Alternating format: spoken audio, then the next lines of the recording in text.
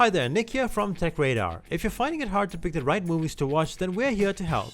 Here are our picks of what to watch this July only on Netflix Middle East. Jefferies returns to Netflix with his fourth stand-up special. The Australian comedian toes the comedy line with sharp and unapologetic jokes about his intolerance of lactose, germaphobes, and people with peanut allergies.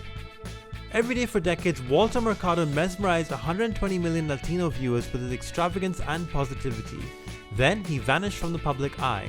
Now, this documentary seeks to shed more light on his dazzling career, his hopes for his millions of followers, and what it truly means to be an unforgettable icon. Led by a warrior named Andy, a covert group of tight-knit mercenaries with a mysterious inability to die have fought to protect the mortal world for centuries. But when the team is recruited to take on an emergency mission and their extraordinary abilities are suddenly exposed, the group must eliminate the threat of those who seek to replicate and monetize their power by any means necessary.